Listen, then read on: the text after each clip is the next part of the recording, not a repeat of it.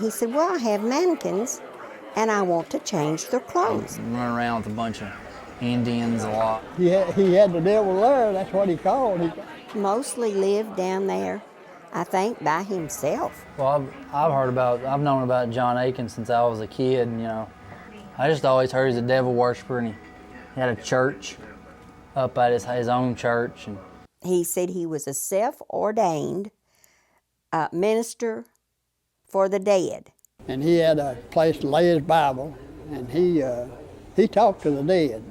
That was his way of talking. He didn't talk to people that's living, he talked to the dead. He told me he was an artist. He had suitcases of money. smash his mailbox. He didn't want just anybody coming around. He was just crazy, I mean. Everybody knows who John Akin is, and everybody's got a different story. John Milton Akin. You're getting into deep subject. The deputy called me. He says, are there anybody living there? I says, no, no one is supposed to be in that house. So therefore, I said, well, go on in and arrest them. Well, he was hesitant. He didn't want to do it. The place was a little unusual, haunted or something, and he didn't want to go in. He was just afraid to go in. That's all there was to it.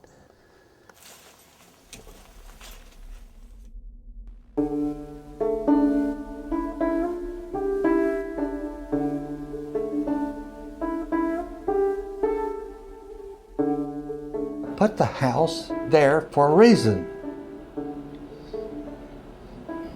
There was a graveyard, and the graveyard is under the bed.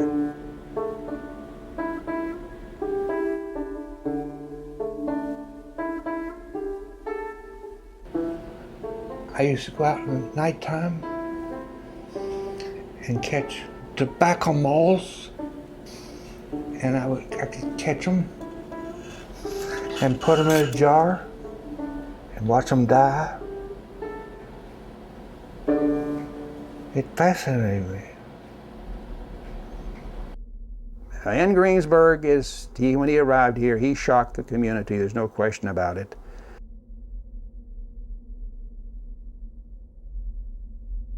When I built a house, they didn't understand what I was doing, so he's bad, he ain't no good.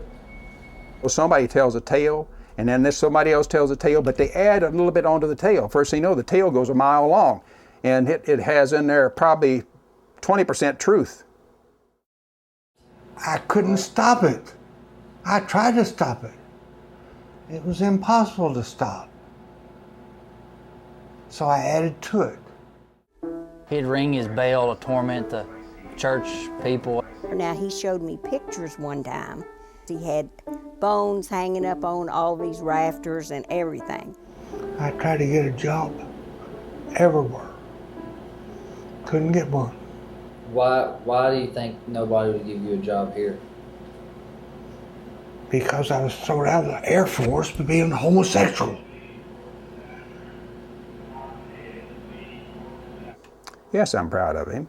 Partly because he's my brother, and partly because I base all my decisions on the person's character. If I find a man who is honest, I can live with him. I can get along with him.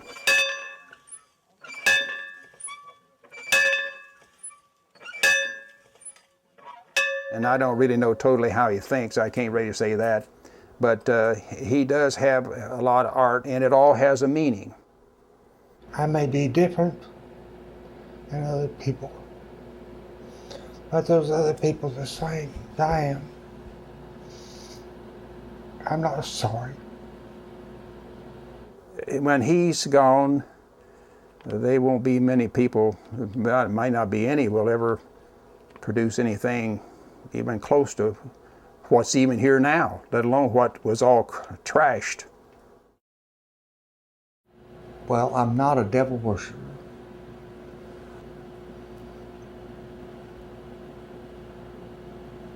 If I was a devil worshiper, I could get out of here just like that.